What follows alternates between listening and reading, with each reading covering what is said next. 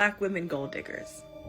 He told his own children, that he should be the last option that they are able to call when. Shannon Sharpe's recent downfall has become one of the most talked about stories online, and the reactions are anything but sympathetic.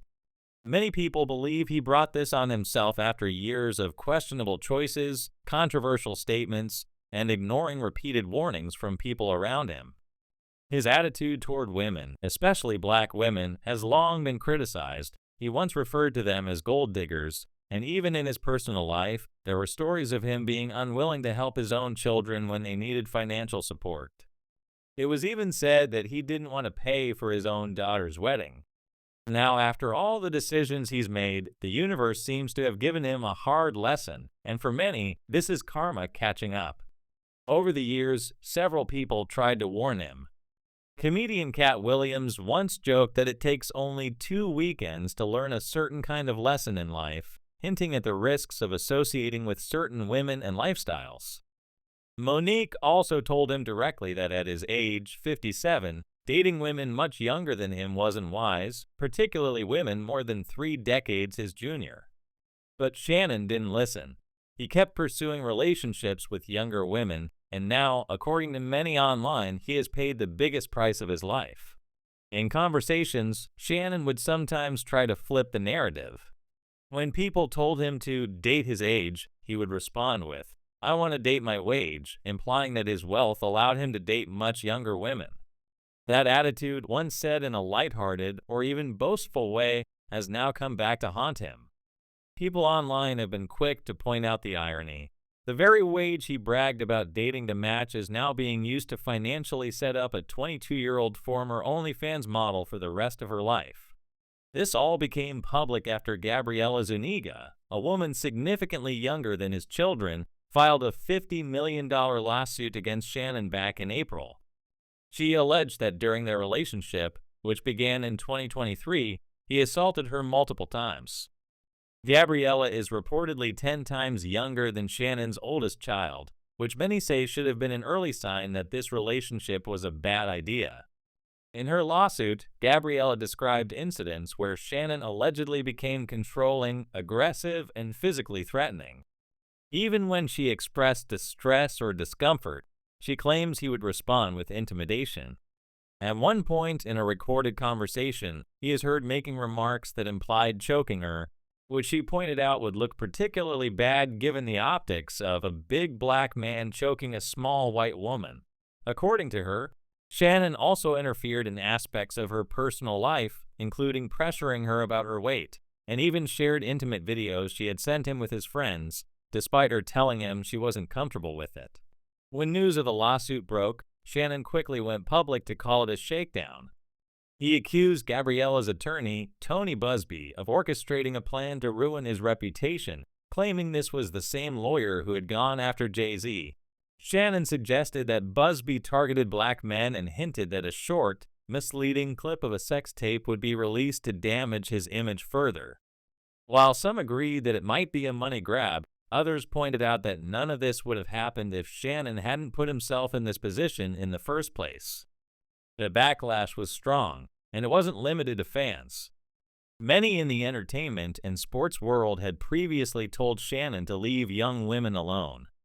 Monique's comments were perhaps the most memorable, telling him bluntly that he didn't need a 26-year-old or even a 36-year-old, but rather a woman closer to his own age who could genuinely love him and take care of him as he got older.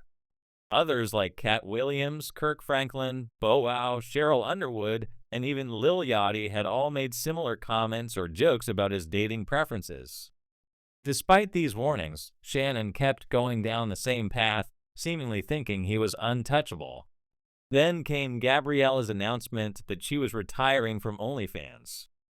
In her statement, she thanked her fans for the support and said the platform had given her a life she could never have imagined. She mentioned new projects she was excited to work on, making it clear she had financial stability to pursue them. Reports claim Shannon agreed to pay her $23 million as part of a settlement, more than he earned during his entire NFL career. For many observers, this was the ultimate example of him creating generational wealth, not for his own family, but for someone else entirely. The fallout didn't stop there. ESPN, where Shannon had a $50 million contract, cut ties with him shortly after the settlement news came out.